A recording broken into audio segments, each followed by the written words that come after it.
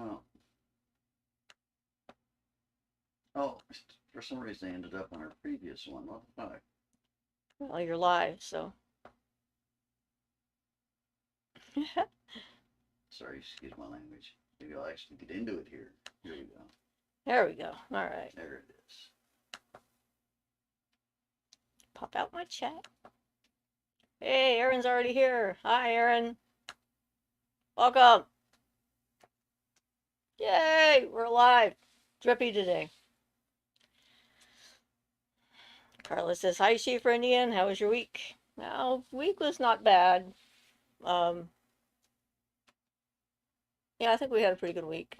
We had some sunshine, like, for 2 days in a row. It was pretty fantastic. Ian says, hello, everybody. Everybody. Jen says, hi, everyone. Blessings. Hi, Jen. And Ian says, how are you all? Good, I hope. I feel non-grammatical today. What can I say?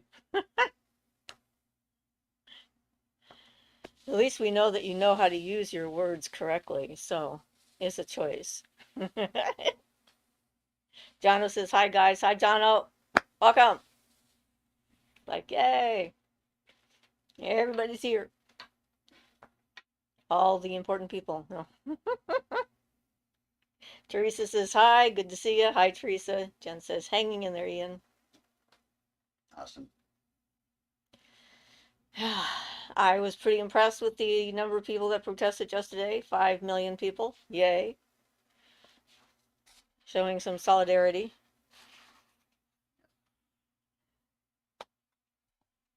So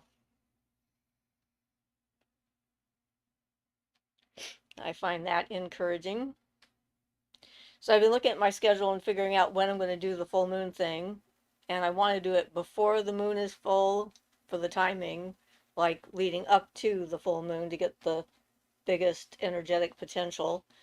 And so I've decided to do it on the Friday evening at 8 p.m. my time. So I'm sorry if that's going to be too late for other people. But I need to have the moon in the sky for me. So that's what we're going to do. If I did on Saturday, it'd be the same time, so that wouldn't matter. So you're all stuck. Teresa says, did you take part in any of the protests?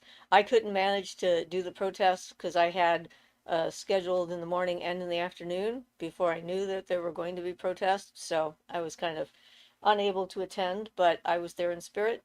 And in our local community, which is fairly small, we had some very creative outfits in the protest. I got to see all the No, pictures. I'm just glad they're happening.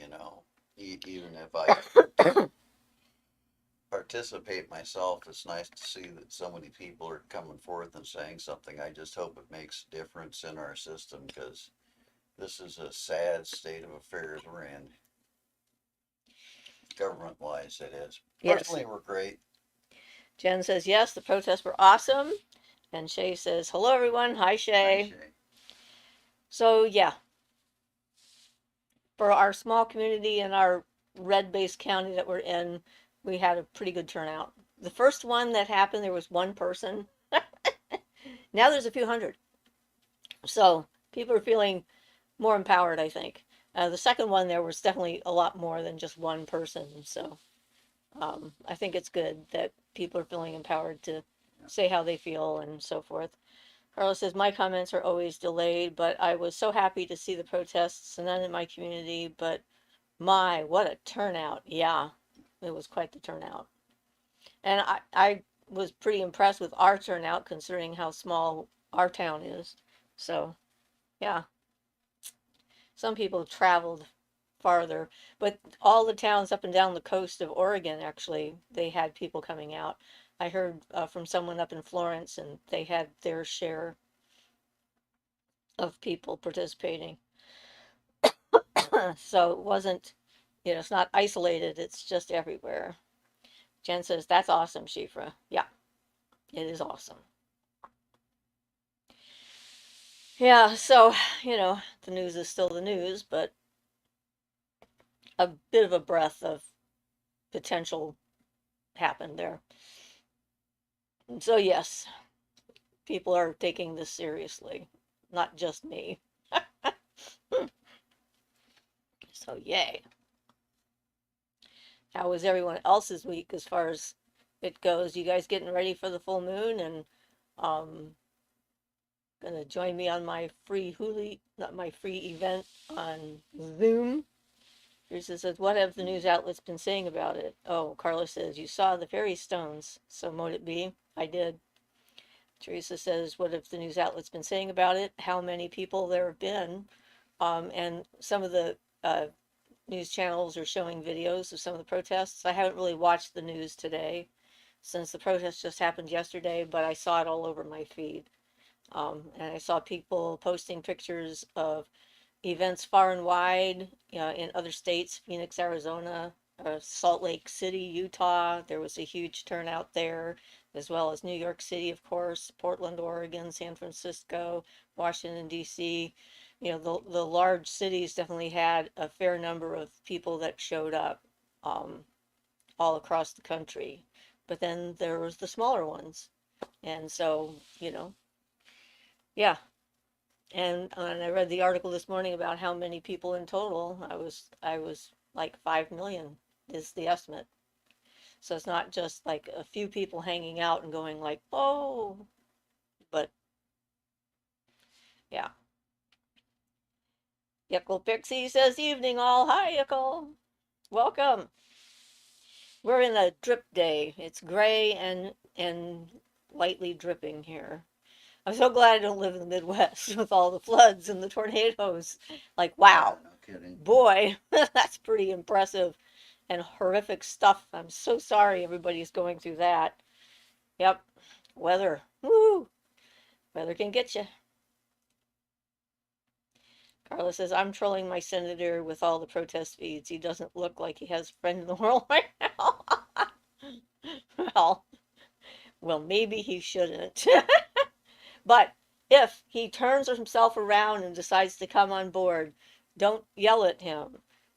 Welcome them all back into the fold. It's like we don't need to like put them down and tell them how stupid they were and how right we were, or any of that other stuff. It's just like, yes, we want them to feel good about coming back into what we consider sanity. So just keep that in mind. Teresa says next week it will be really warm here. All the snow will melt for sure. Shay says 5 million. And then, as you mentioned, there were all the people who wanted to be there who couldn't be. Yeah. I'm thinking a minimum of 2 people for every person who showed up who would have been there if they could. And probably more. Because I know a bunch of people in my family who are all on the same page. And if they weren't working, or, their schedules weren't unmeshed with the timing and stuff like that, would have been there. So it could be 5 to 10 people for each person who showed up that couldn't make it. So we should count them. Al 13 says, good afternoon, it's a beautiful day. And Carla said, true, yes. And Shay says, yes, welcome them back. Yeah, we don't need to lord it over them. We need to move forward. Nichols says, it always takes bravery to admit you were wrong. No need to make it harder. Absolutely. Because we don't want to give them any reasons to not. And yeah, they're probably those who've decided that they chose the wrong side of things or made a mistake.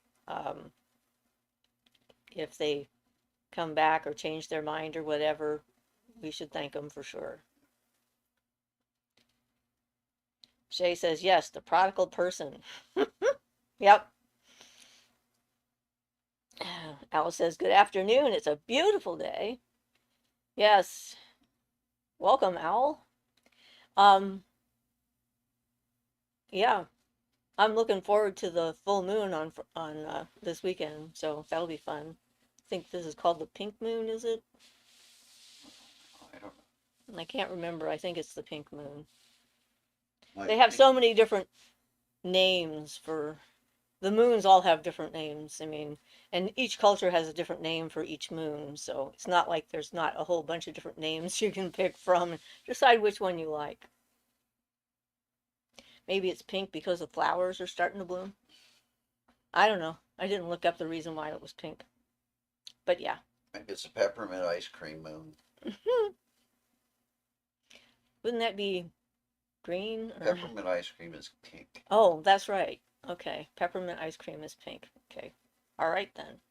Jen says, I agree. I can't go to the protest because of my son's severe autism. I Sounds have better to than be green cheese. Sorry. I have to be with him 24/7 to care for him, and he can't do crowds. He melts down. But I was definitely watching them. Shay says, looking forward to your full moon Zoom. Jen says, I'm so proud of everyone who went. Yes, so am I. We had one person in our community who made a Lady Liberty outfit and wore it, which I thought was just fabulous. Teresa says, a magic question. Lately, I've been led by spirit to explore the symbols circle, triangle, square. I've seen them individually and stacked on each other. Can you talk about these symbols in magic? Well, the circle is a pretty clear one as far as like encompasses thing and is like a container surrounding things and so forth. Triangle is generally used for evocation, for making like an energetic container for a spirit being or for manifesting something inside of it. Yeah, it's related to the number three in Saturn, so it has that Saturnian ability to concentrate things down, condensation, those types of things for making a spirit appear visibly, or if you want to use it, you can use it to like condense something down. If you're like trying to condense down a candle spell, for example, to bring you money or something, putting it in a triangle. So it has that kind of symbolism. And then the square is sort of like the flat cube, and the cube is the universe. Yeah. I think both the circle and the cube can represent the universe, depending. Well, yeah, and the square aspect in particular exemplifies the number four. So you're talking about the four elements that make up the entire universe and everything from, um, it's like as above, so below.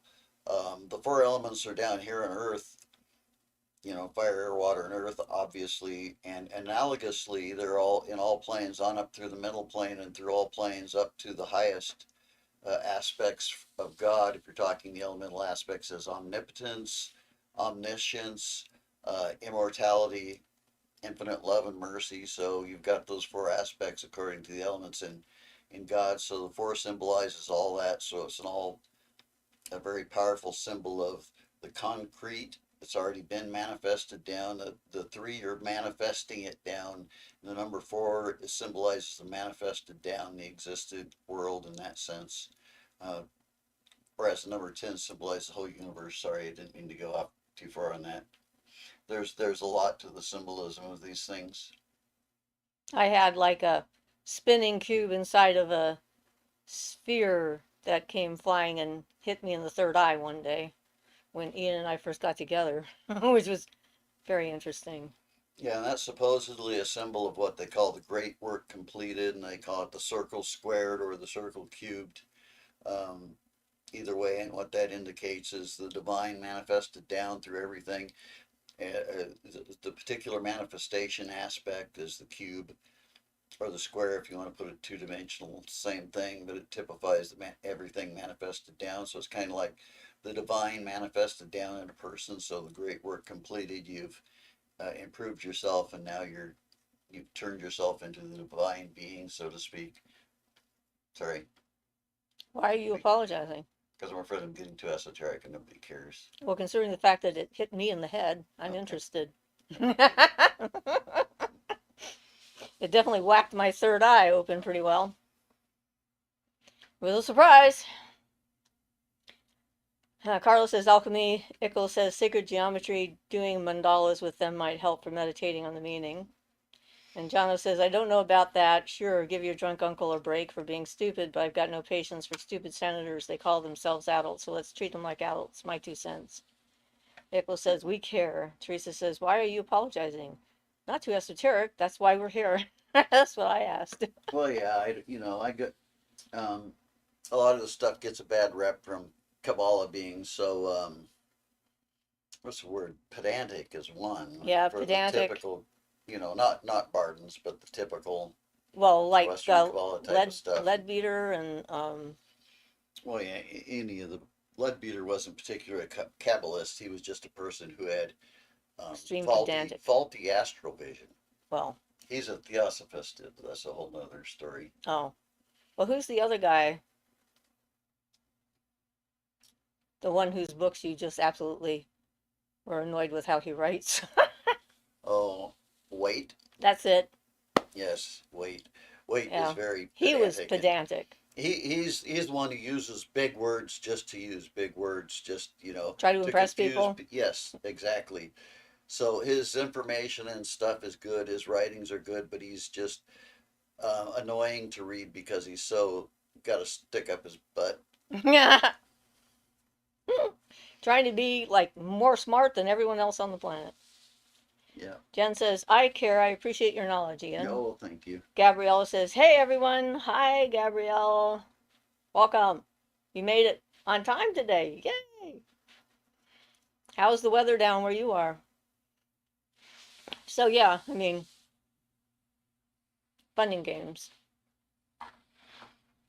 Yeah, and in general, the circle, which, from my perspective, in addition to what Siofra said, is also a symbol of the infinite because there's no beginning and no end. So it symbolizes the infinite, the Akasha, timelessness, and spacelessness. And the dot in the circle, which is also a symbol of the sun, but that's the symbol you get when you're making a circle around you. So that symbolizes the divine in contact with divinity again. So you're symbolizing the entire universe, not just the physical universe, but all the planes, everything that exists, including the qualities of God and His omnipotence, omniscience, all knowing, and all of that stuff. So One of the reasons we use the circle for um, ritual is because we can use that to create a doorway between the different worlds that it represents, yeah, as well as a container for the energy that we're raising. yes, practically speaking, yes. Yeah. So Ickle says, weight like tarot weight? Yes, that would be the weight. Yeah, but you can pretty much, other than being, a little bit of a blowhard, actually, his information and stuff is pretty good. He takes a little bit too much of a Christian approach towards a lot of things, also, for my personal taste. But I don't argue with his knowledge. He was a inner order member of the Golden Dawn originally when he lived, and so he had the information all at his disposal. So Gabrielle says, beautiful and sunny. Oh, nice. Jen says, hi, Gabrielle. And Carla says, hi, Angel Girl. And Gabrielle says, hey, Jen. Hey, Carla. Beth says, hi, everyone. Hi, Beth. Welcome. Jonna says, Wade was an interesting character. It's shocking how arrogant those dudes were. Levi, Mathers, the bunch of them. Well, Yeah, it's it's true. true. Yes.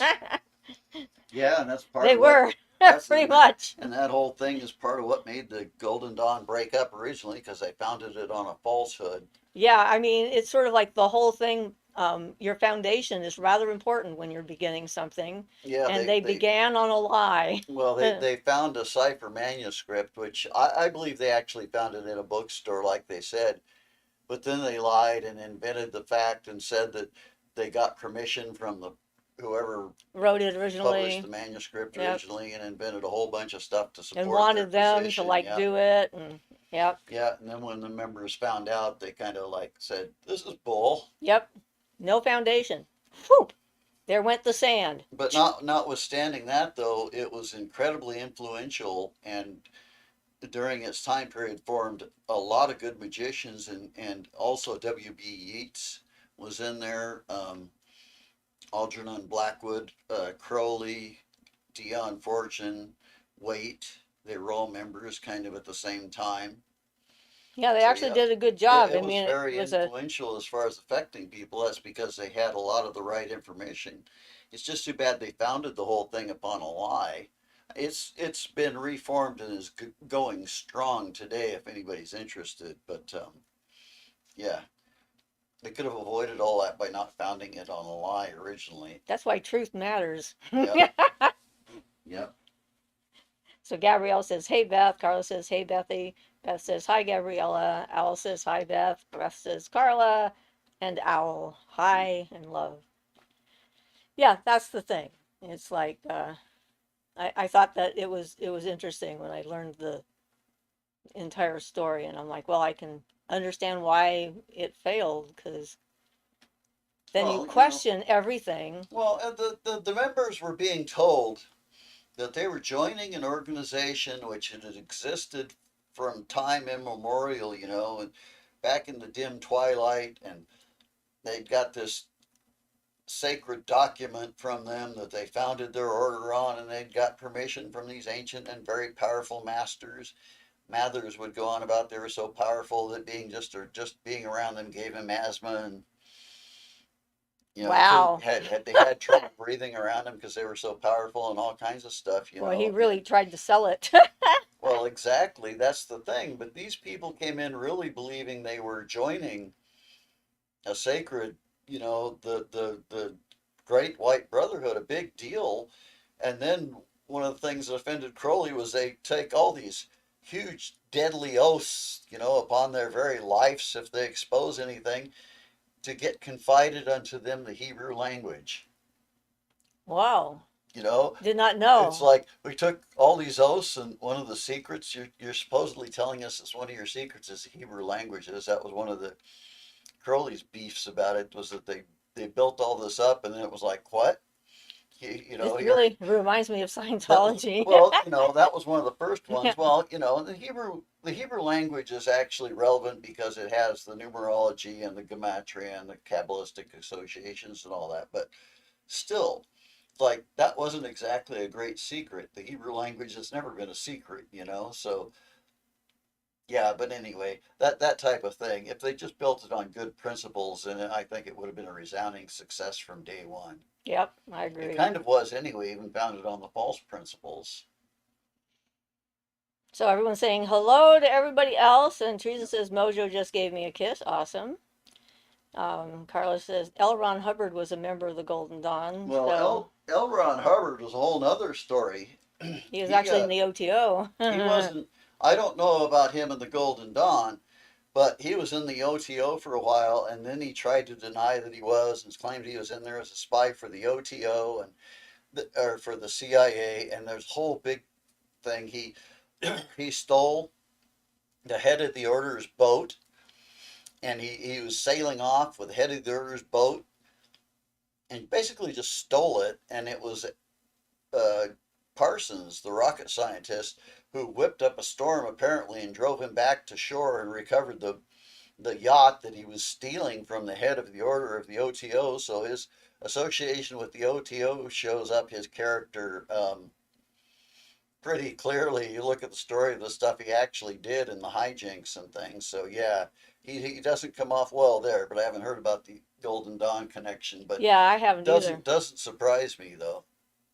So Jen says, I was watching a video of a psychic about clairvoyance, and she said that she believed that people who had hallucinations were having psychic clairvoyance. She believes they are the same and wanted to hear your thoughts on that. Okay, I so think in some cases, but not all. exactly. The problem is being able to discern the difference between a psychic projection of your own insecurities, thought forms, anxieties, fears, etc., um, and an actual clairvoyant vision. And I mean, it's like it's a muddle when it comes to that. And to accept every hallucination as being a psychic vision can be a dangerous path to take because then that person might choose not to learn how to get grounded and how to control their thoughts and their abilities because anything that's out of control becomes a liability. It doesn't stay any kind of a gift of any kind. It becomes a curse, not a gift. And so that's, I think, a dangerous approach to take, and I don't think it's true. I did a video called Discernment talking about that exact issue because that's the thing. It's like when you're dealing with the world of mental projections and psychism and seeing through time and so forth. I mean, there's plenty of examples of people that did. I keep forgetting what it's called.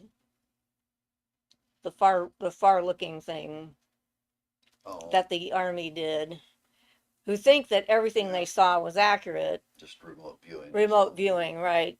But we know that it's not, because one of the main evidences for there having been life on Mars is from a remote viewer.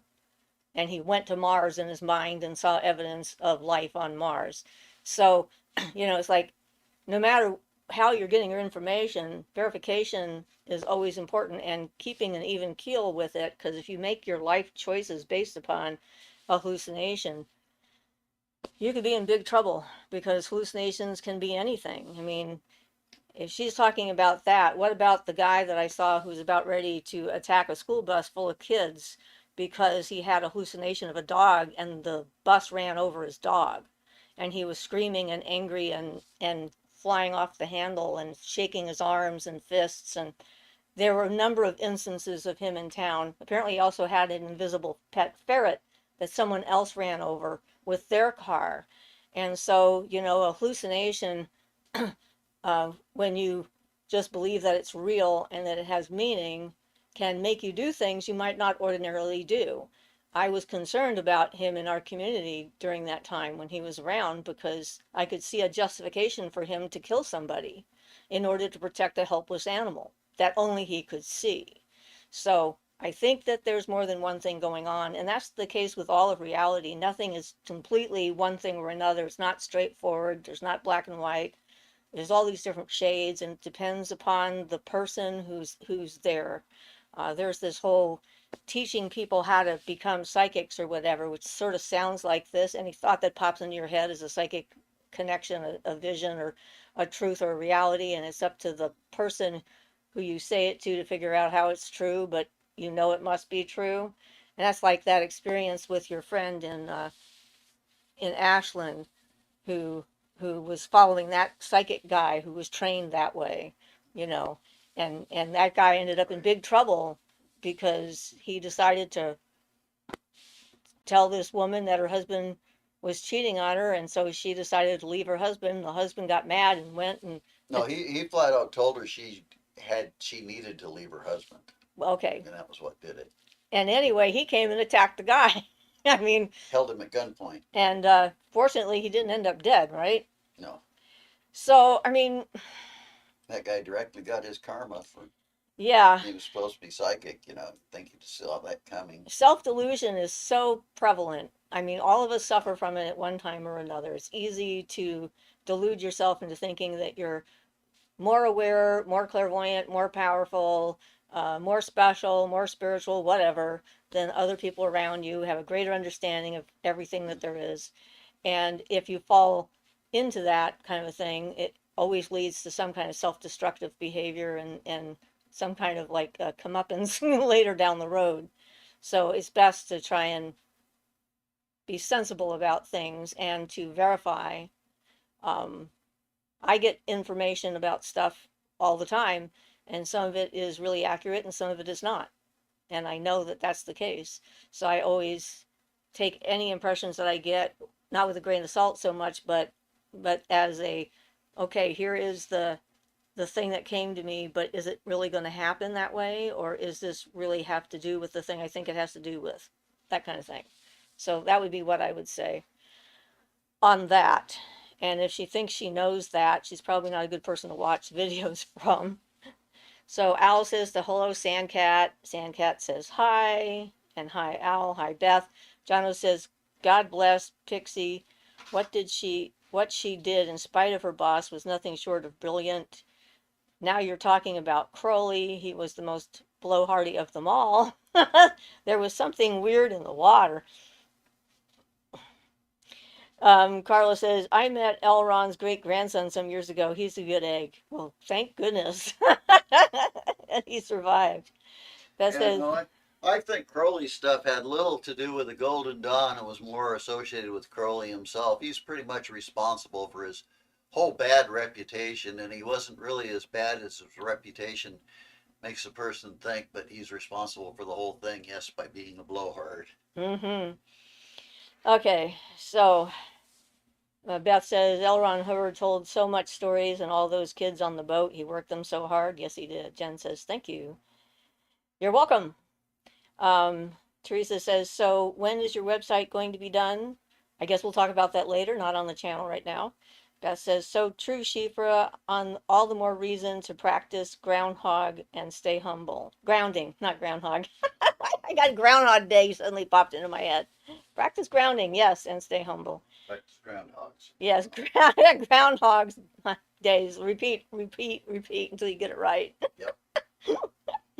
Gabrielle says, I've been listening to Eckhart Tolle, and he said not to trust every thought and detach from the ego and just practice awareness. This is true. I like that. Well, when he's talking about stuff, he's talking from a state of pure consciousness, pretty much there. So Yeah. yeah, it's pretty. What he says is pretty reliable.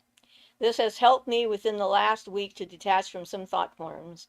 I have way more peace in just a few days.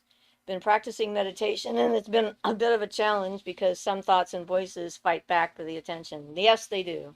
Yep. Aquarian says, hello, thank you for the amethyst. You're welcome. Hello. And I've been being helped with staying in the amethyst crystal web, so that's been helping my sense of balance. It's one way of putting it. It's hard to describe, but it really has helped a lot. Keep my equilibrium and not have me fall into whatever. Oops, that sent early. Thank you for the amethyst crystal web video. You're welcome. And the explanation. Yes, I put them in their own little video collection kind of a thing, so you can find them both together if you look up amethyst, the redo and the explanation for it. And I'm going to post like the words on the community bulletin board for the channel so everybody can go there and download the words to have them on their computer or their phone or write them down in a book or something, whatever, so that you have that together. And I've decided that what we're going to do is we're going to start off with the grounding sacred tree meditation first and the healing chant, and then go into the charging of the crystals. So I was thinking about that today and decided that that would help get us all on the same page energetically and and be ready for it instead of just trying to jump in and charge up the crystals and not do anything else. So it'll be a full-on thing. We'll see if other things get added to it or not. That's always an interesting process for me.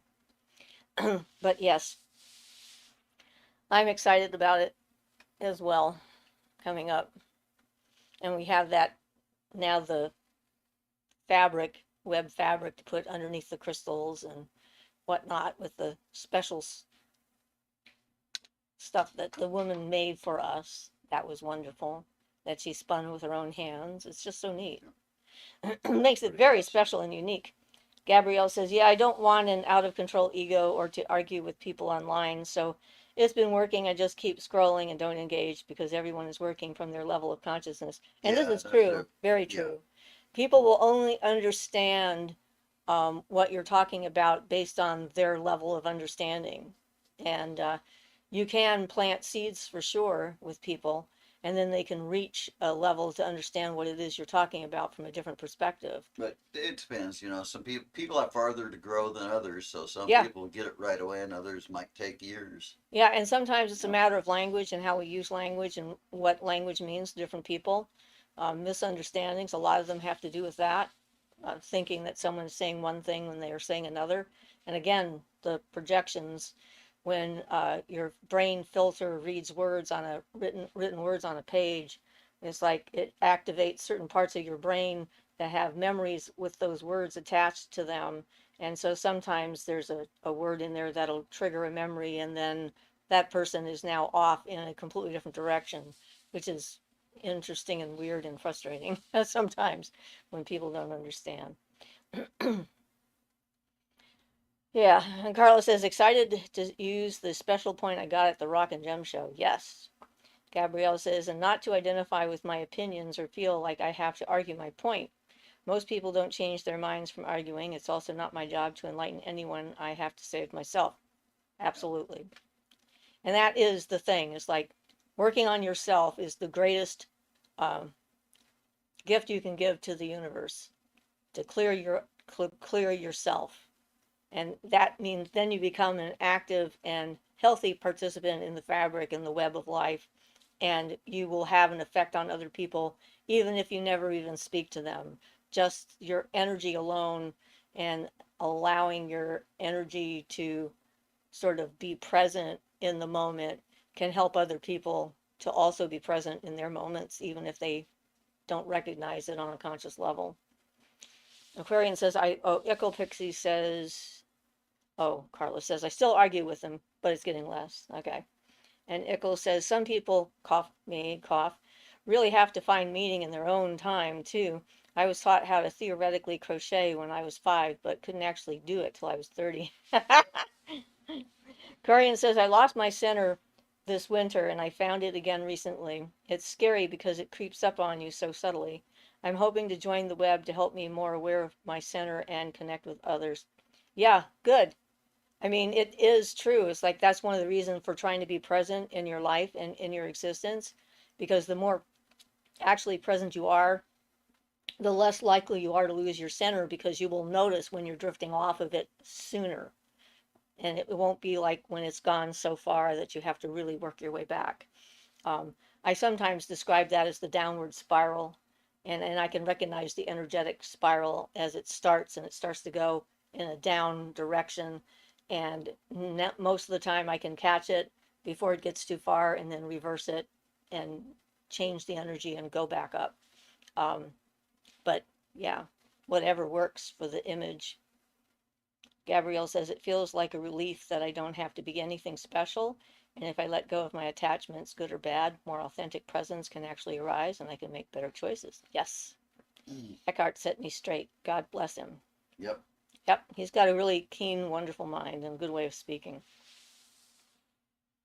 Z Sun says, hi all. Live in the now seems to be coming up a lot. Live in the now. No, you love words and they have different ways of pronouncing them and different meanings. I'm live. Live. Yes. I got it though. It took me a minute. But it's true. Being present in your life is kind of vital when it comes to everything. So,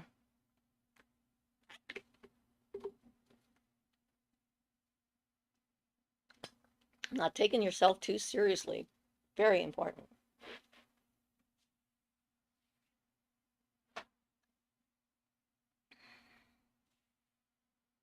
Ah. Gabrielle says, yep, it takes practice. I know I'll get triggers and mess up, but I'm very happy to have some insight and stop tormenting myself. Well, yeah, we're human. We make mistakes and we learn by doing and by messing up. If something messes up, we learn that that's not an effective strategy, and then we can change how we're doing things. Jen says, I agree, Gabriella. Eckhart is a gift to the world. I also like Alan Watts. Teresa says, if you're not live in the now, you might be in trouble. Yeah. Oh, hey, I don't know if I've ever told you guys this, but my first husband was stoned on acid and one day, and he came home to let me know that he had died.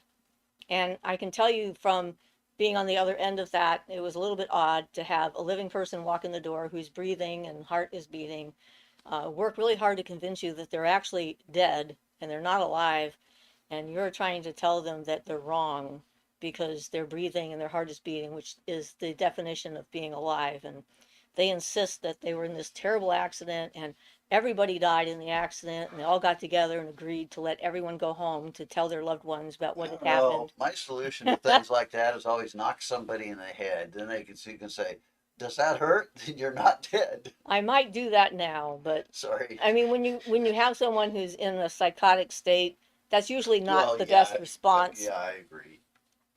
Of course, Honestly, no, that's yeah, that's just a joke yeah. response. Clearly, yeah. Although there have been times. Yep. I had this I had this one guy I lived with for a short period of time. He started calling me bubblegum brain because I read comic books. And I got annoyed, because he was meaning it in a rude way. I tried to explain to him, And anyway, she wasn't reading like Archie and Veronica. She was reading like Doctor Strange, and which the is X-Men. awesome. Yeah, I mean, come Yeah, on. it's not like I was reading bubblegum type comics. And anyway, so he kept on doing it. So one day I looked at him, I says, you call me that again, I'm going to kick you in the shins. And he just dismissed it and ignored me, of course. So I don't know, a few days later, we were grocery shopping. And so we're in the store and he's getting something out of a cooler and he calls me bubblegum brain. And I turned around and I kicked him right in the shin. And he almost fell down and he was stunned and shocked and dismayed and was limping and could hardly walk and couldn't believe that I had kicked him in the shin. And I looked at him, I says, I told you if you called me that again, I was going to kick you in the shin. Now you know I'm a woman of my word. And he never called me that again. So it worked.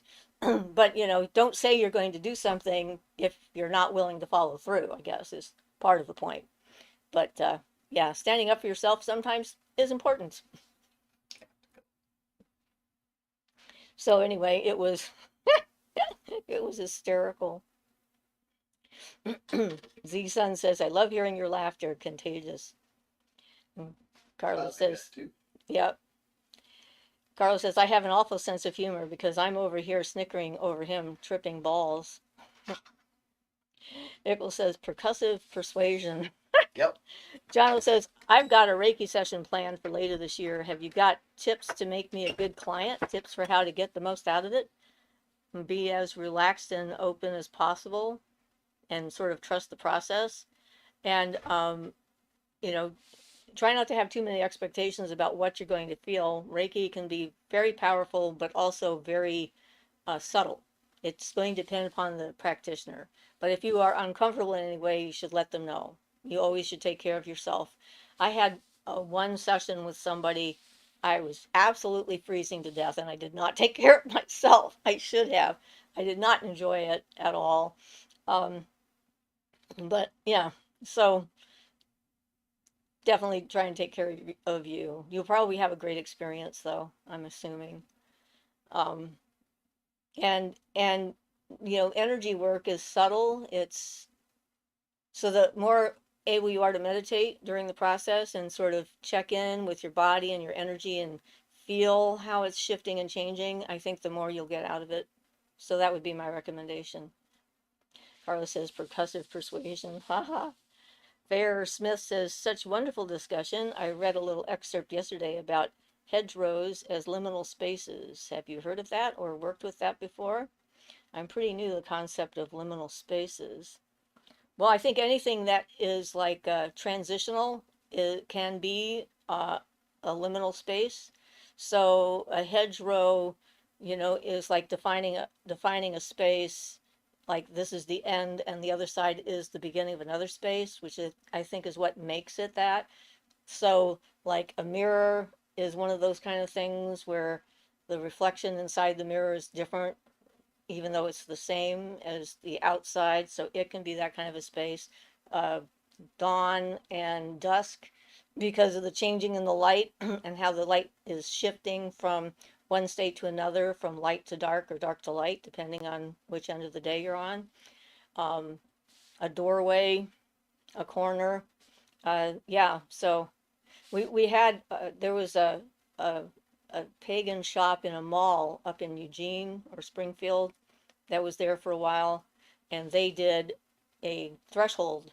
They had a magic threshold, and they had this wonderful carved wood that they put on the outside of the standard mall thing, and they charged that up so that when you walked through it, you were entering their space, and it was separate from the rest of the mall. I could tell as soon as I stepped across that they did it.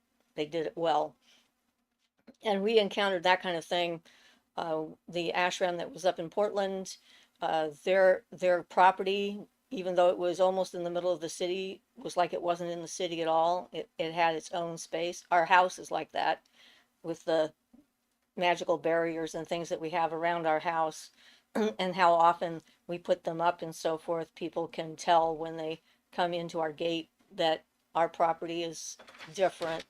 So that can also be like that too. So I think that's what it is. It's about transitions. Um, at least that would be how I would use the word.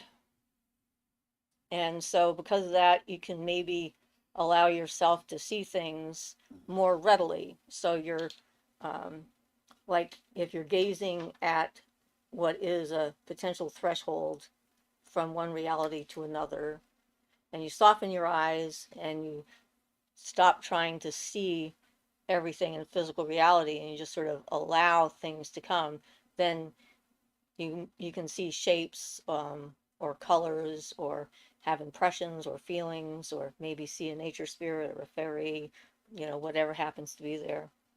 So that's my take on it, if that's what they're talking about. John says, thanks, Shifra. You're welcome. Aquarian says, I also wanted to share that in finding my center again, the Fae have been more clear. I saw my swampy tree friend in his little lake on my walk today. Put a huge smile on my face. I love the universe. Oh, awesome. I love that. Lana Banana says, hi, Shifra. I've been binge watching your videos lately and I'm loving them. You're such a great storyteller. Could you make a video about the importance of ancestor worship? I can't because I don't do it. It's not something that I know much about. I can theorize about the importance of it for certain people, and there's definitely people that do it. I don't have ancestors, spirit guides, or anything like that from my family tree, partly because of the number of past lives that I remember. I have two guardian angels and a higher guardian spirit, and then I have some animal spirits that assist me and some different beings that come. I have a Native American medicine man named Black Eagle who I met at a power spot in a medicine circle in southern Saskatchewan, and he comes in and checks on me every so often. I have the fairy folk that come in and have a chat with me, but I don't have a need for connecting with my blood ancestors. Although I find that the ones, hearing about where my body uh, people come from, like, from the west coast of Ireland and where we lived and so forth, was very interesting to me and might indicate that I have fairy blood in my family tree because of where my family is from. But, but I don't think of them as ancestors. I don't know. So I'm sorry. I talk about what I know, and I don't know absolutely everything. It's just such a sad thing, but it's true. Teresa says, Fairy Smith, there is a YouTuber named Aerith Harger who has a video called Witchcraft Going Over the Hedge, which is interesting. Fairy says, so wonderfully explained. Thank you so much, Shifra. Makes perfect sense. Cool. Nana Banana says, I see there isn't much relevant information out there, usually just generic and superficial content. I'd love to see you dive deeper into this topic. Thank you for your kindly shared knowledge. You're welcome. And greetings from Brazil. Awesome. Barry says, thank you, Teresa. I will look into it. Sandcat says, I don't ancestor worship, but I do connect and talk with my Nana's sister, who happens to be my guide.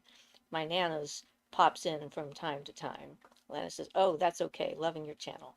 Yeah, there's lots of stuff I have many experiences with, so you can enjoy those. Gabrielle says, is it normal for someone's aura colors to change? I took a photo at the beginning of my awakening and my colors were mostly white and yellow, blue, purple, and now my aura is mostly green with blue and orange. Well, yeah. I mean, your aura is a constantly changing thing. You should have like a core color that is usually pretty stable once you've reached that stage. My core color is this really bright emerald green color, which is so cool when I can see it. I really like it. But the aura is going to reflect things going on in your internal organs, whether you have an illness or whether you're healthy, what you might be dealing with emotionally. Some people can see past lives in people's auras. I'm not doing that at this point, but that's a potential that people can actually see things in your aura. Um, so yeah, it's going to depend, I think. And green is good, blue is good, and there's probably nothing wrong with orange depending on where it's at. Barry says, very interesting, Shifra. Do you think you have the sight because you may have Fae in your ancestry? Well, I definitely have the sight, and I don't know if that's why. I was just sort of born that way. So it's quite possible. And certainly my connection with the fairies has been lifelong. And I feel like part of my role, as it were, is to help dismiss or combat some of the negative uh, stories that the Fae have gotten over the centuries about who they are and what they are and what they do and why. Sort of like an ambassador, I guess, or an interpreter in some ways. And it is just pretty interesting. I really try not to judge The spirits that I see for how they look, for one thing, because we have a lot of judgments that we don't even realize we have based on visual appearance. So, a fairy that has like a bark-like features and sharp nose and stuff because of the tree that they're from or something like that could look evil to somebody or, disturbing or what have you. But it has nothing to do with their it can tell you what they are, but it's not an indication of their intent or whether they're malevolent or malicious because of our own problems that we have with image. We have some really interesting things with that. So, accepting the things that I see is one of my keys, I think, to try to understand what's happening around me. Um, Sort of like a spirit anthropologist, something like that. Gabrielle says the colors look so much more vibrant. Yeah, that's good. Vibrant's good. Jana says, Lana, there's a book called Working Conjure by Hoodoo Sen Mosey or Moyes. He was a great man. He emphasizes respect for your ancestors. Not a part of my practice. My ancestors weren't great. Yeah, a lot of us have that. Not great ancestors. My recent ancestors, I did things to. At least one of them when he died, to make sure things were going to go well on the other side. But yeah, Gabrielle says, yeah, the lady who read my aura said I was a healer and in a healing process of my own. So that checked out. She also saw that I was a farmer in a past life. Maybe that's why the fairies are around me. Yeah, could be. And green is definitely the color of a healer and a teacher, apparently. When I met Lewis from the psychic from Orcas Island, he saw that my aura was a very wonderful green, because he could see it. And he said that I would make a great teacher because I could explain complex things straightforward ways that people could understand. And he turned out to be pretty right about that. Although, it's like I was also a healer, which he didn't say. But hey, Barry says, that's beautiful. Thank you for sharing. I would love to know more about what misunderstandings we have of the Fae. Maybe a class on it one day.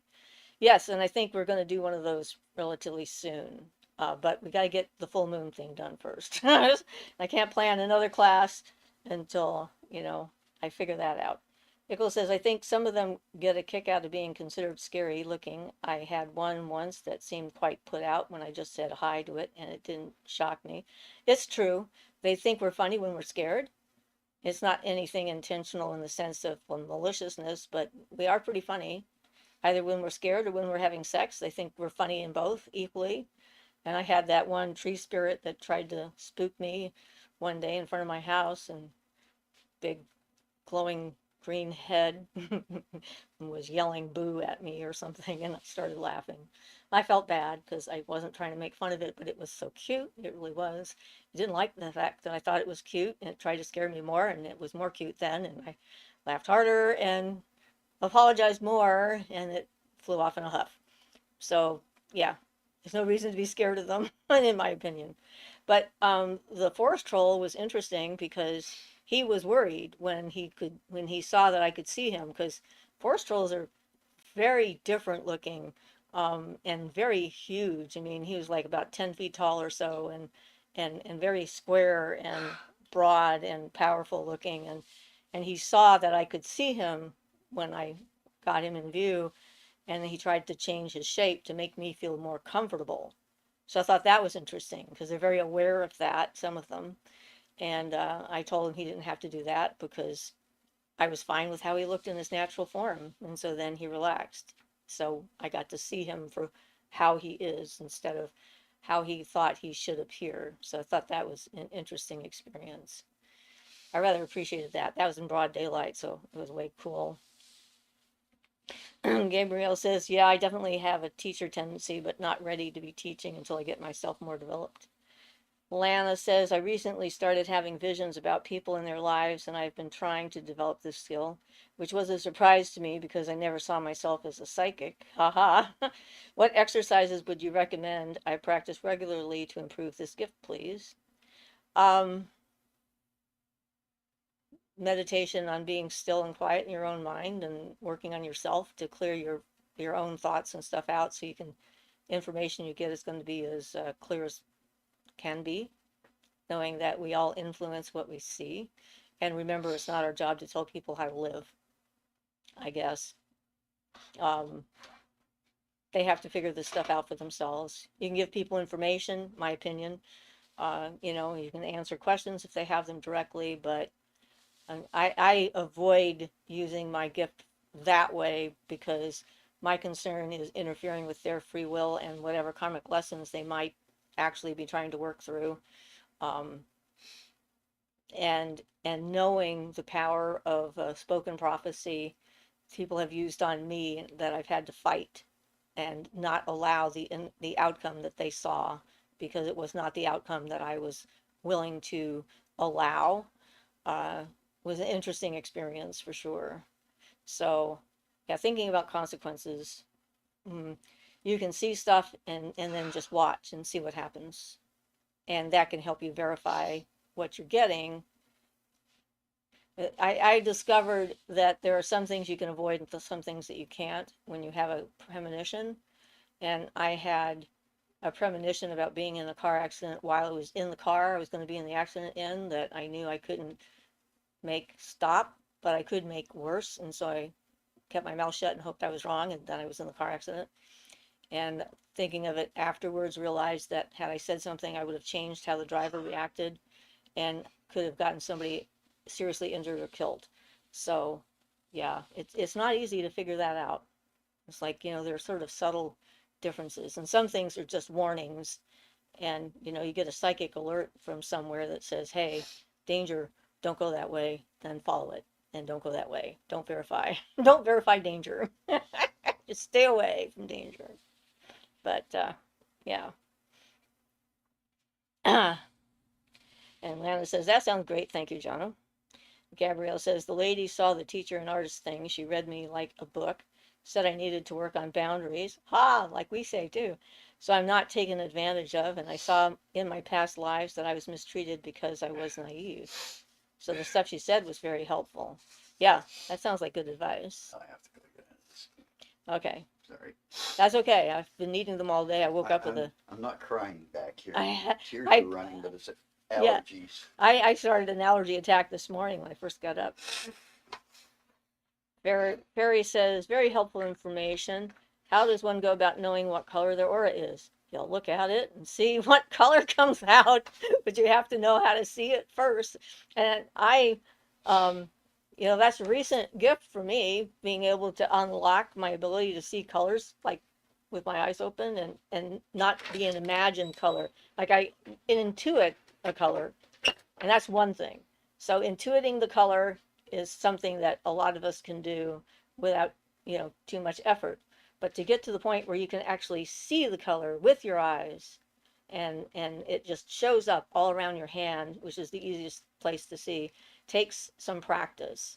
And you start off with the eye softening thing, being able to see things that other people might not be able to see and not think you're going crazy to start with, or that there's something wrong with you if you see it. That's a big hurdle for a lot of us. And then I see it the best when, uh, like at twilight, when the lights are dim, but it's not like completely dark, or in the room, in my room, I have a pretty soft light lamp, and so I can do that when it's full dark outside. It's not that bright in my room, and then I can put my hand in front of my face and look uh, past my fingers. You want to look past the physical part of it and look around the outside of it and to see. And you'll start to see kind of like um, a heat wave kind of thing. It'll distort the air. If it looks like it's wiggling or moving or something like that, that means you're starting to see the energy. And so you stick with that and you look at it and let yourself see it. And then at some point, you'll see the color. It'll just pop in. Um, Now I can see it pretty much anytime I start to look. And then I see not just the green that is my core, but I also see dark violet around the outside. Sometimes other colors will pop in. So I'm still experimenting and still learning. It's a never-ending process, but I find just before I'm going to bed in the evening is a good time for me to practice that because as soon as the sun goes down, my sight starts to open up anyway. It's kind of automatic, which can be sometimes annoying if you're trying to drive at night. But anyway, Teresa says the color I see in my aura is an electric dark blue. What would that represent? That's I don't know about the interpretations of the colors. I mean, those are things that people have decided that they mean, and I'm not sure that they're right about what those colors mean. So Susie says,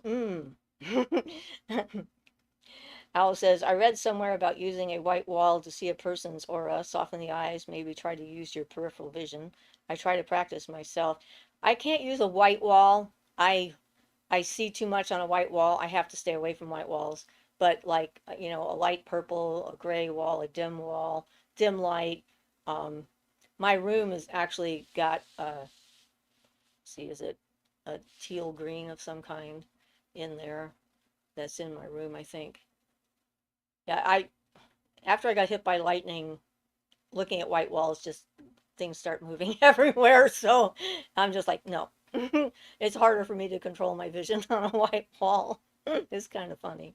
But whatever, it's dim lighting. That's the key, and the softening of your eyes is definitely part of it.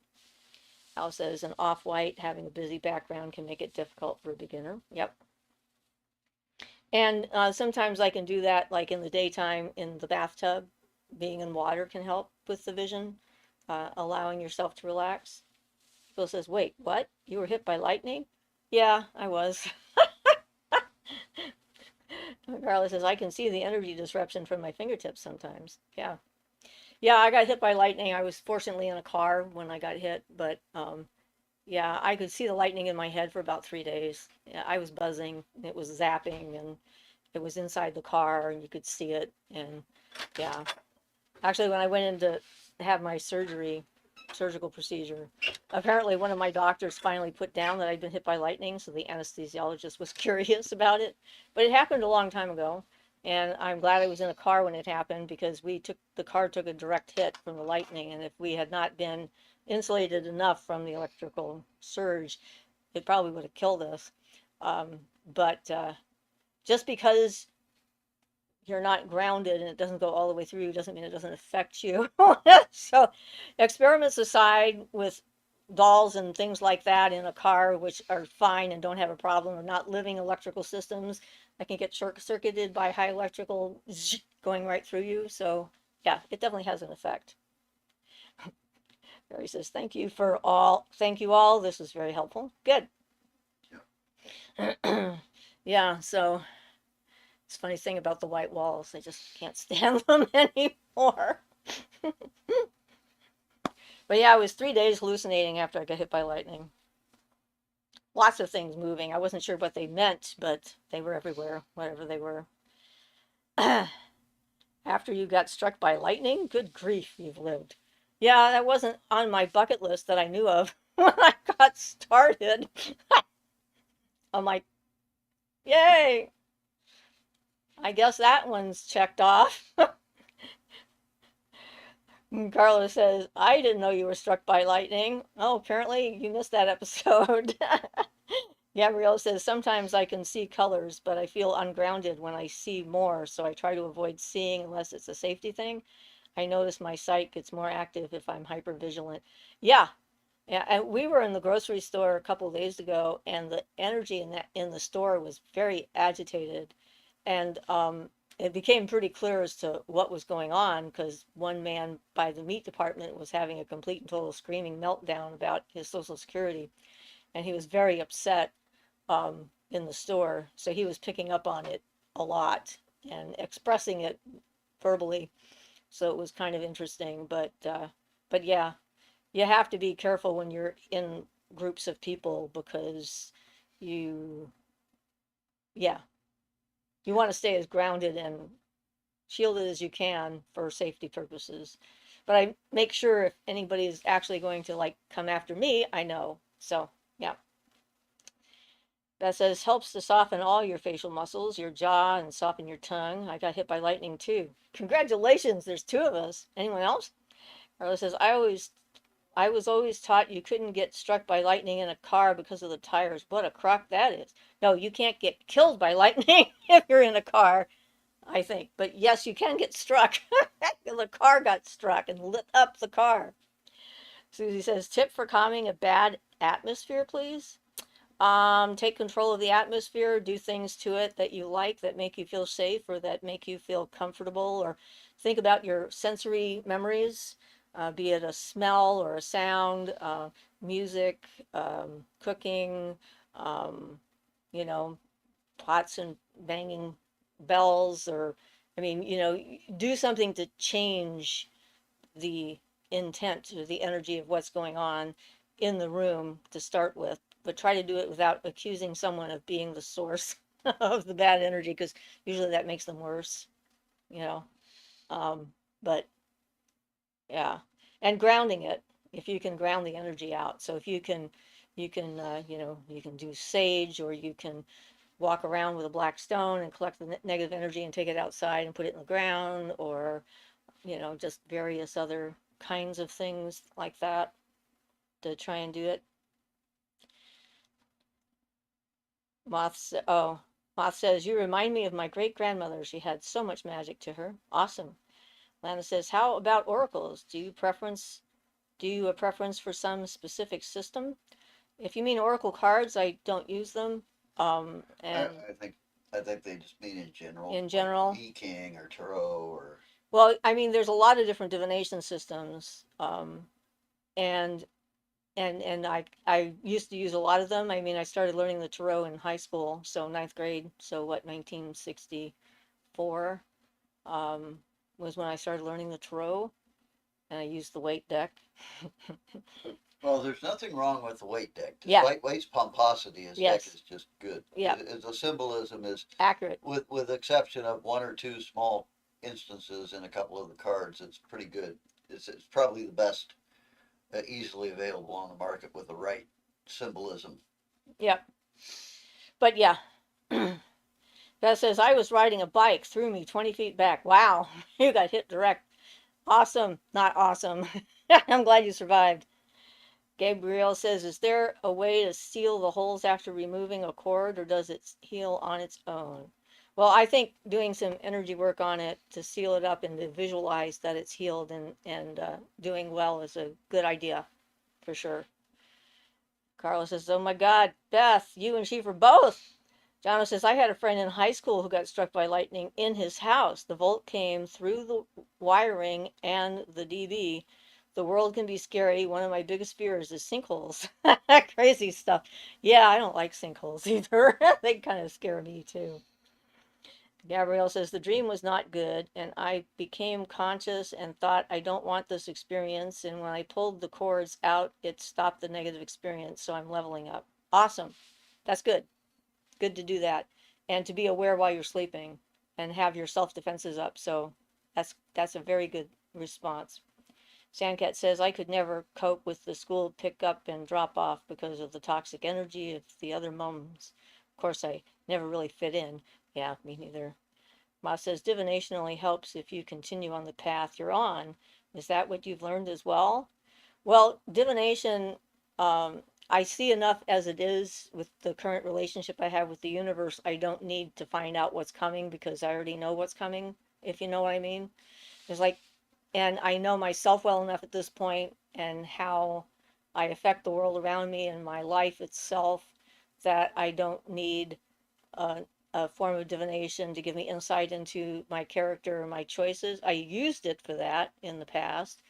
I had a relationship, marriage I was in, I was trying to decide what to do about, and I used a tarot deck, and I did it 2 readings on the same question, but from a different perspective, which is not something they generally recommend. You say you're not supposed to do 2 readings on the same question, but I felt a different perspective made it okay.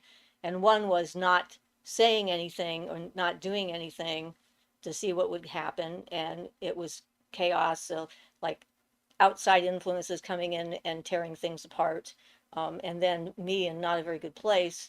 And then I did it based on me taking action and myself and ending the relationship. In that case, there was still a lot of intense energy, but I came out much better and it was a better choice. And so I went with that.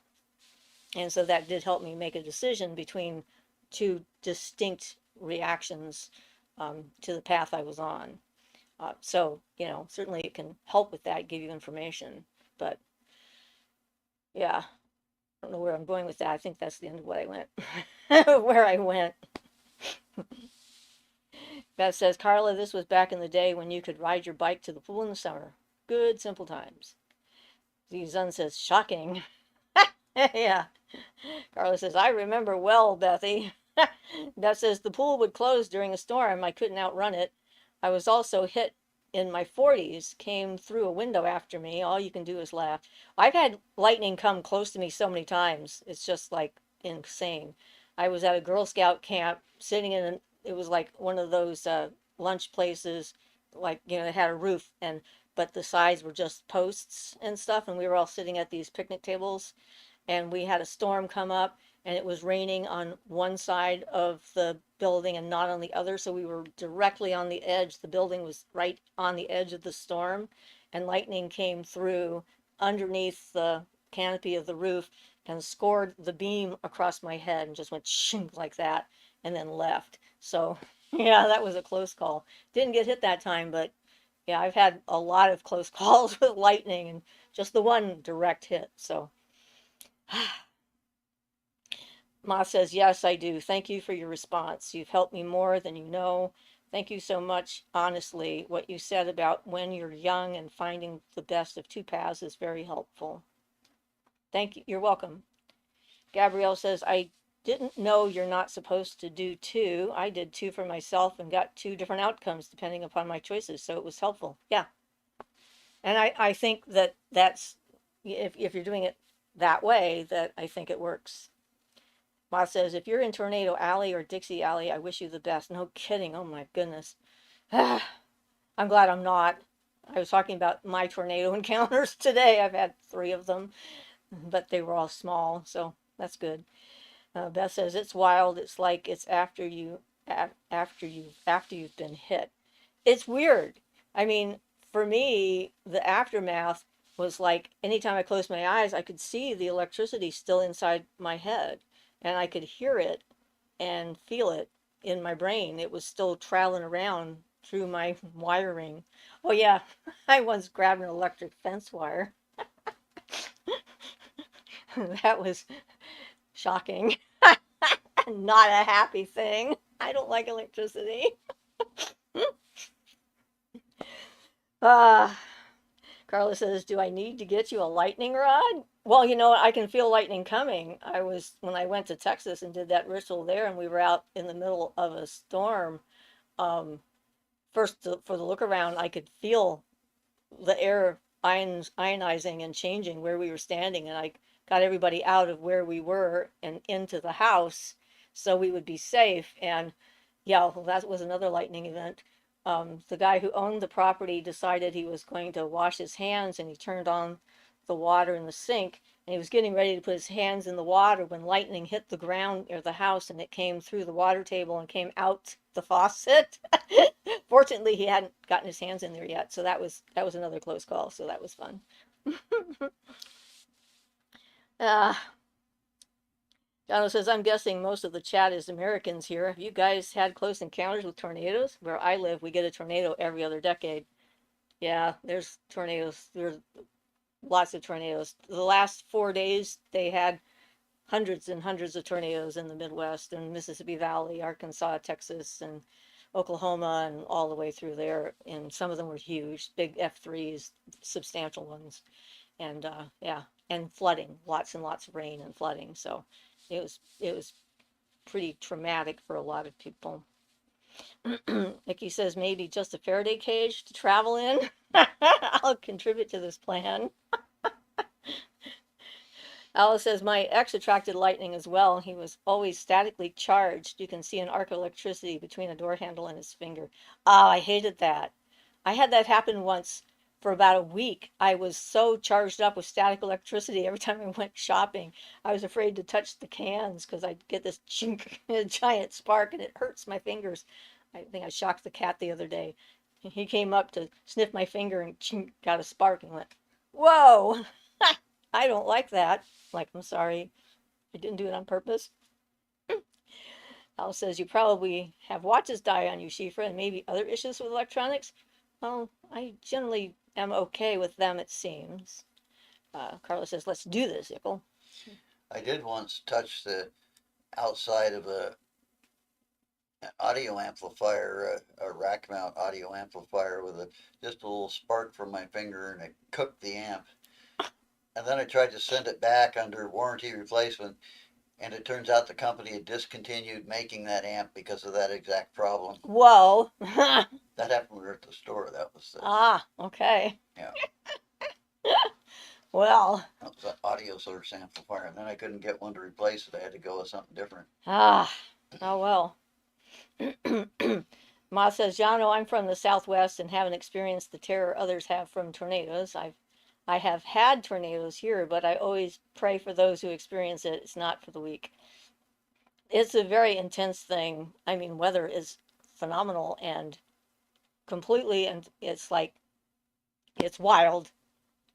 And you can't just say, please don't do that. It's going to do what it's going to do. Alice says, there is a streetlight phenomenon with those old streetlights. When you walk by, some would turn off and go back on after you pass them. I've had that happen when I'm driving. Makes me wonder sometimes. I'm driving along and all of a sudden, blink, what? Why did that turn on? That says, me too, Shifra. We had it for our goats. I immediately took it down. With lightning, I can smell the ozone. I was raised in Mississippi. Oh, cool. I'm glad you could tell when it was coming. Sandcat says, we don't get a lot of lightning here, but I do get lots of static shocks. I hate it.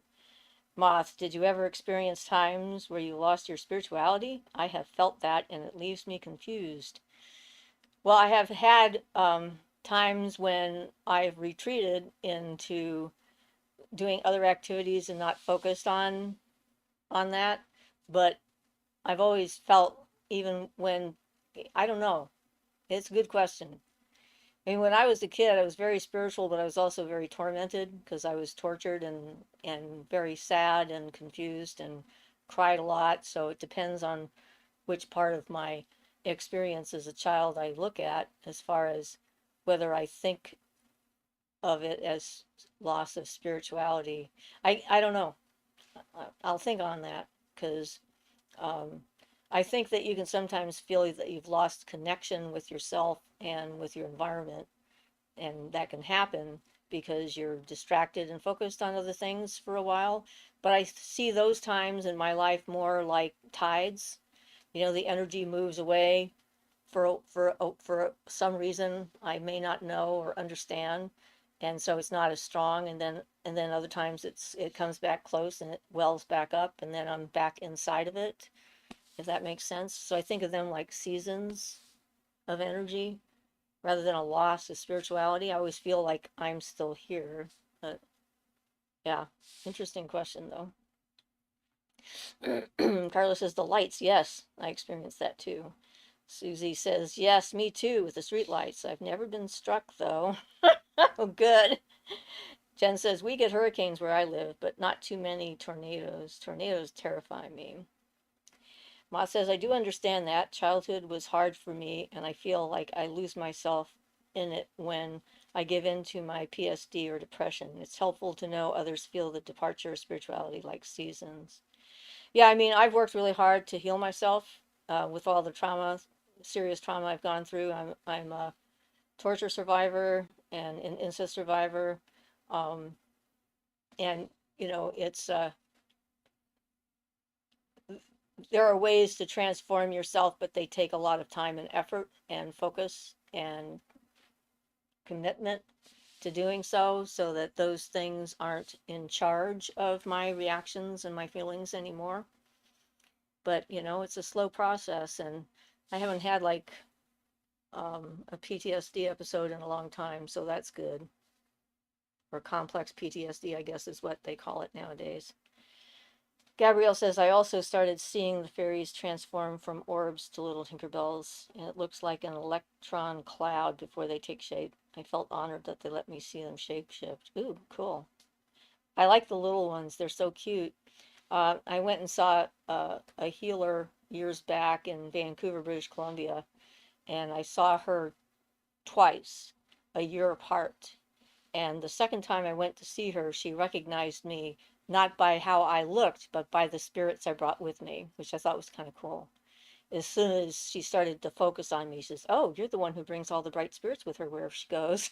I thought, like, really? I do? Oh, awesome. I was very happy. Like, yay.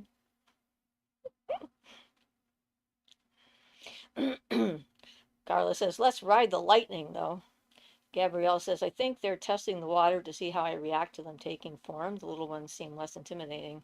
Yeah, because they're, more like Tinkerbell kind of. Ma says, Gabrielle, that's amazing. I remember seeing them when I was young. Yeah, and that's the thing. I think a lot of people see them when they're young, but not necessarily as they get older.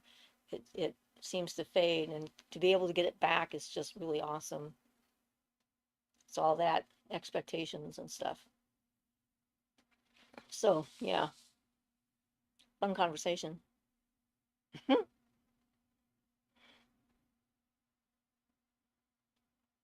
I remember the gnomes coming in and wanting me to tell them that I could see them as different faces. They were really concerned that I thought they all looked the same, and they didn't look the same at all. So they were happy about that. They were just checking. Trinity says, hi, Shifra and Ian. Nice to catch a live before too late after work. Well, welcome. Got a few minutes. Ask away. Gabrielle says, yeah, Moth, I feel honored. They are so sweet. I loved seeing them. The sound that they made was also pretty cool. It was very special. And then the bigger one coming in to herd them out because apparently I'm very distracting to fairy folk. They came in because I was there and they wanted to look at me. And she's like, get out of here. You have work to do. Come on, let's go, kind of thing. Ma says, I know you've said this before, but I'd love to hear stories from you about the Fae. I think I already just said a few. Fairy says, have you ever had a brownie, Shifra? House elf, they called too. Well, I think the thing that came with the Diefenbachia might have been that, but yeah, I don't know for sure. He was only there for a while though, but he had a suit and he had buckles on his shoes. Um, so he was very well dressed, which was a surprise. And yeah, um, and he was very embarrassed on my behalf because things were happening. And that's how I found out he was there because he started to giggle and cover his eyes with his hands. I was like, what? Wait a minute. What's happening here? Gabrielle says, I accept the ugly ones too, and my mind makes them cute. I try not to judge how they look. I remember what you said, Shifra, about challenging prejudices. Yeah. And yeah, it's definitely true. Ma says, ugly to us does not mean they're ugly. We're just not used to them. Yep, absolutely.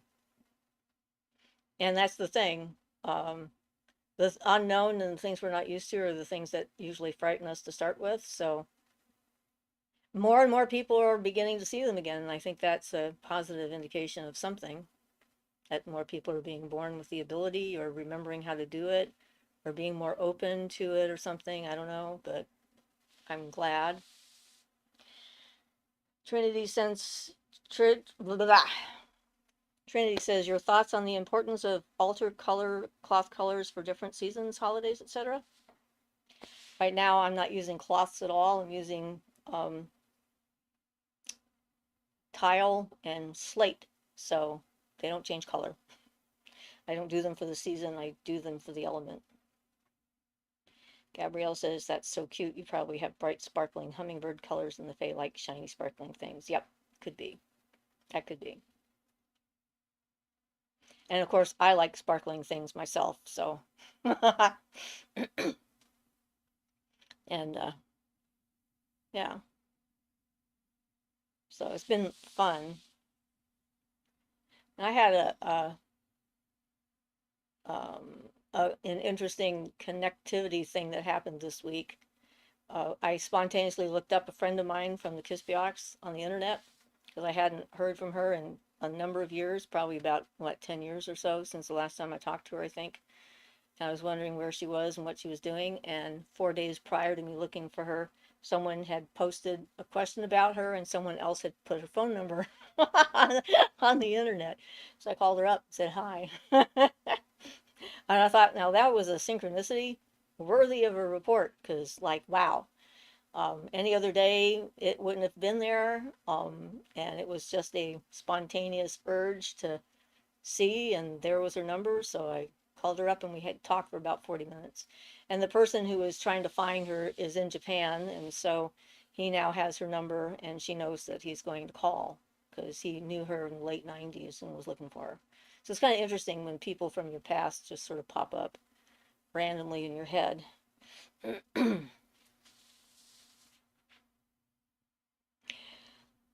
Says, love sparkly things, just like the crows. Yep. Jono says, in South Africa, our fae look like cute little monsters. I've heard some Zulu people say they see the same thing. I've only seen them a couple of times in my life. It's really amazing. Fantastic. Shaylin says, hello, Shifa and Ian. How can we be able to actually see with our vision fairies? Any advice on how to manifest? Also, any upcoming classes?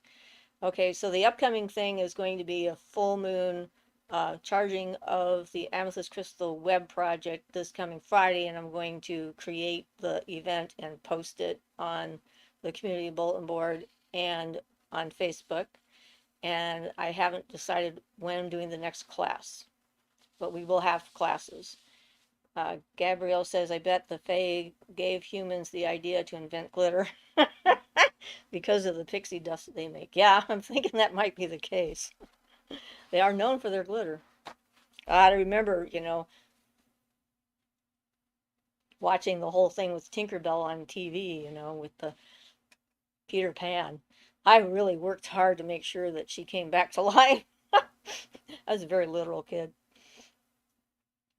Zun says, great to catch the live show this Sunday. Shifa and Ian, always a great time with interesting topics and laughs. Thank you. Thank you. Shaylin says, thank you. You're welcome. And how to be able to see them is the training yourself to be able to see things. Um, I think that actually would make a good class talking about how you can let yourself see and train for that. That's one of the more important things is to know that it is ability you can attain. Yeah, you can work on it. And, Yeah, you don't have to be born with it. Yeah. right. Moth says, my family have always been able to see things. All the women in our family have been able to understand trees when the wind blows and other things that are hard to explain. Just wanted to let this out where others will understand. Yeah. Carla says, make it sparkle. Yes, I like sparkly things. Yeah, that's the thing.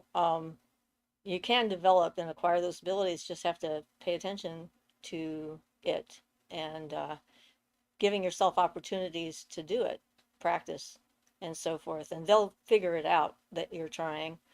And, the fairies seem to be very open to try and help you as much as they can when they know that's what you're attempting to do.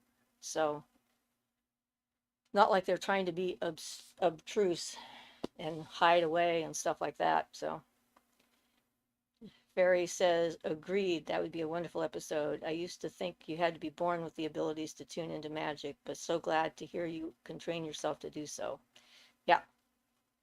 And I think that's the thing, is like a lot of our cultural conditioning keeps a lot of people from exploring it as a possibility because they've already decided it's not possible. And once you have decided that something can't be done, Yeah, it becomes a self-fulfilling prophecy. exactly. When somebody says that to me, they say, this is how it is, I go like, okay, there's nothing I can say.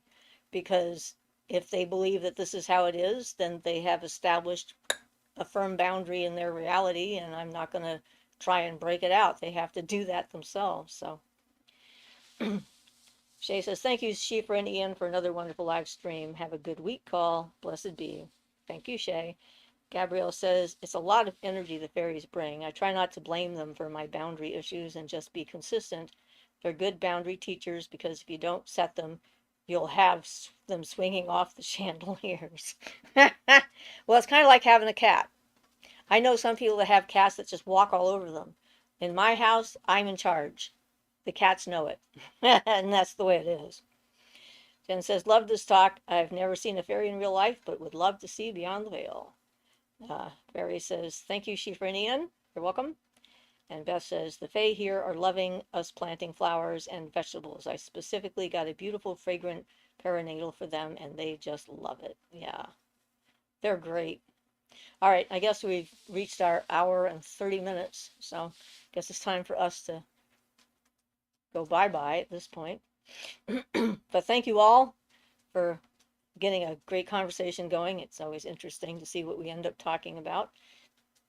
Alice says, have a great day, everyone. Sandcat says, blessed be Siofra and Ian. Have a lovely week.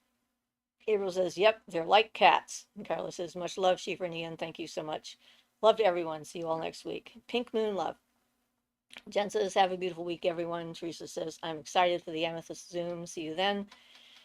Ian says, blessed be everyone. Thank you, everyone. Beth says, great life. Blessed be. Gabriel says, never a dull moment. Eckel says, pleasure as always. Thank you both. See you for the web project. Gabriel says, blessed be everyone. Awesome. All right. So off we go. Bye, Al.